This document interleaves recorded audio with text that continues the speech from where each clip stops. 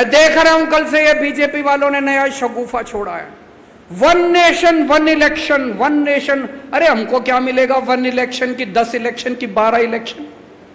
बताओ आम आदमी को कुछ मिलेगा one nation one election? One nation 100 election, one nation 1000 election, हमको क्या मिला? आम आदमी को कुछ मिला? One nation one election, one nation one education, one nation one education. सबको एक जैसी शिक्षा मिलनी चाहिए। अमीर के बच्चे को भी, अंबानी के बच्चे को, अडानी के बच्चे को जैसी शिक्षा मिलती है, वैसे मेरे किसान के और मजदूर के बच्चों को मिलनी चाहिए शिक्षा। वन नेशन वन एजुकेशन होना चाहिए। नहीं चाहिए हम लोगों को one nation one election. One election तुम रखो, हमारी बला से 1000 इलेक्शन करा लो, 2000 इलेक्शन करा लो, हमको क्या फर्क पड़ता है? One nation one education, one nation one इलाज। सबको अच्छा इलाज मिलना चाहिए, चाहे गरीब का आदमी हो चाहे अमीर आदमी हो, अच्छे से अच्छा शानदार इलाज सबको मिलना चाहिए। मिलना चाहिए नहीं मिलना चाहिए? हमारा तो फायदा तभी है जब वन नेशन वन एजुकेशन होगा, हमारा तो फायदा तभी है जब वन नेशन वन इलाज होगा। हमें वन नेशन वन इलेक्शन से क्या लेना देना? तुम्हारे चोंचले हैं, तुम रखो अपने घर अपने चोंचले। नमस्कार, मैं सर्वधर्म। मोदी सरकार ने एक नया शिकोपा छोड़ा है और ये शिकोपा है एक चुनाव एक देश एक चुनाव। ये शिकोपा इसलिए है कि मोदी सरकार को शिकोपा छोड़ने में ही मजा आता है। इनके पास कोई कार्यप्रणाली नहीं है, कोई भी काम नहीं है। इनके पास सिर्फ एक काम है, लक्ष्यदार देना, लक्ष्यदार बातें बोलना और लोगों को आतंकित करना। आप एक देश एक चुनाव का जो मामला है उसको आप इस तरह देख सकते हैं। जब भारत आज़ाद हुआ था 1947 में, तो एक ही चुनाव था पूरे देश में, लेकिन धीरे धीरे बढ़ते बढ़ते हर जगह चुनाव का ड्यूरेशन बढ़ता गया और इस तरह से चुनाव आज ये है कि हर महीने या हर साल कहीं चुनाव होते रहता है। रीजन ये भी है कि भारतीय संविधान चुनाव को एक परंपरा मानता है और लोकतंत्र की पहचान के तौर पर चुनाव स्थापित करता है। मोदी सरकार चाहती है कि चुनाव एक ही बार हो और 5 साल तक निश्चिंत रहें। देश विरोधी जितनी गतिविधियाँ करने का वो इच्छा करते रहें, 4.5 साल वो कर ही सकते हैं और लास्ट के 6 महीने या जब अच्छी बातें बोलें, अच्छी चीज़ें कर दें और फिर वो चीज़ अगले चुनाव में आप वोट पा कर सत्ता हासिल करें और फिर उसको भूल जाएं।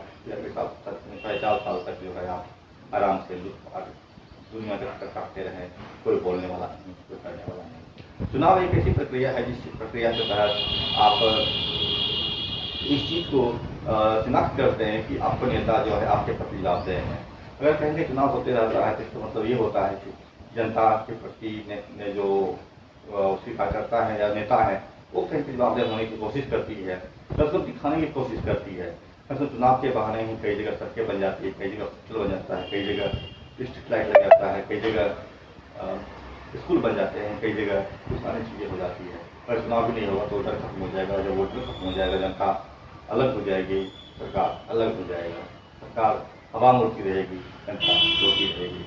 अगर इन चीज़ों को और देखें आप अगर तो पिछले जो मोदी सरकार की सत्ता आई है 47 सीट लेकर के, यह अपने आप में एक डरी हुई सरकार है। क्योंकि डरी हुई सरकार है इसकी वजह से है कि आज हम आपसे बात भी कर पा रहे हैं या बहुत सारी चीज़ें सरकार जो है जिंदा हैं वो लड़ भी पा रहे हैं। ऐसा जिस तरह उन्होंने ब्रॉडकास्टिंग बिल लाया था तो आप निश्चित तौर पर आप सरकार कुछ नहीं बोल सकते।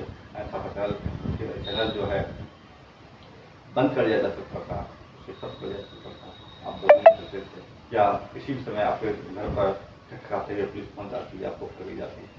यह भी एक चीज़ है। मोदी सरकार ने कई सारे नियम बनाए हैं जो कि इसलिए वापस हो गए हैं कि 1940 सीट मिला था। अगर ये हवा के 400 सीट आने का, 50 से अधिक सीट आने का, तो अगर ऐसा हो जाता निश्चित तौर पर आप होते। लेकिन संयोग की बात यही है कि लोगों ने मोदी सरकार के कारनामों को रहता बताया और उन्हें औकात दिखाते 40 सीट को मिटा दिया। हालांकि कुछ कानूनी संस्थाएं जो स्वतंत्र रूप से कार्यरत है वो अक्सर कहना था कि ये सीट लगभग 69 सीट जो है मोदी सरकार ने कपड़ा से चुनाव आयोग की मिली भगत से लाया है।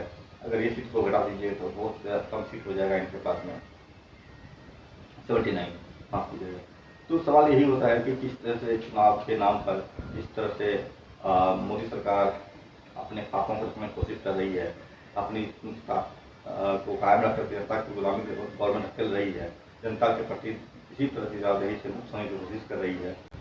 यह योजना जो है इसी पर दिखाती है। भारतीय लोकतांत्रिक राष्ट्र है इसलिए भी है कि चुनाव होते हैं। डॉक्टर अरविंद केजरीवाल ने कहा था कि हम चाहते हैं कि देश में हर महीने चुनाव हो, ताकि जनता के प्रति नेताओं की जवाबदेही, नेताओं की हिस्सेदारी, नेताओं का डर, नेताओं के अंदर डर आया रहे।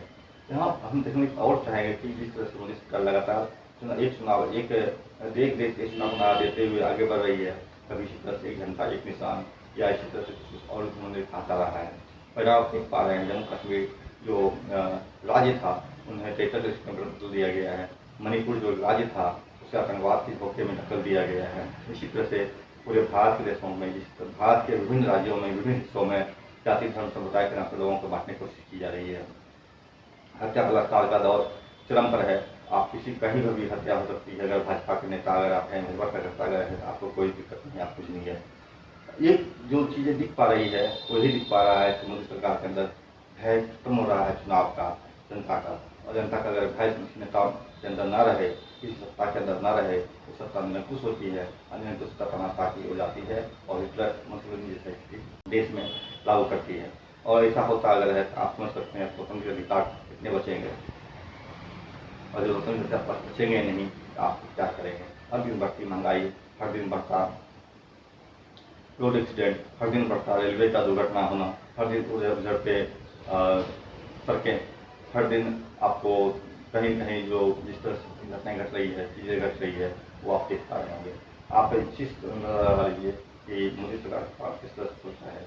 इनका बनाया हुआ महत्वपूर्ण प्रोजेक्ट सेंट्रल विस्टा, हालांकि ये तो भारत की बात करते हैं, वो भारतीय संस्कृति की बात करते हैं, लेकिन नाम लेते हैं सेंट्रल विस्टा का। सेंट्रल विस्टा की संस्कृति में लिखा हुआ है, ये भी सवाल होता है। बहरहाल सेंट्रल विस्टा में पानी छू जाते हैं, राम मंदिर में पानी छू जाते हैं, शिवाजी की मूर्तियाँ 6 महीने के अंदर ढह जाती हैं। ये भ्रष्टाचार का सबसे नया नमूना है। अगर जनता के अंदर, अगर सरकार के अंदर, सत्ता के अंदर चुनाव का भी डर न रहे तो सरकार इस सब कर जाएगी। आप सोच सकते हैं। नमस्कार, स्वरभूमि से।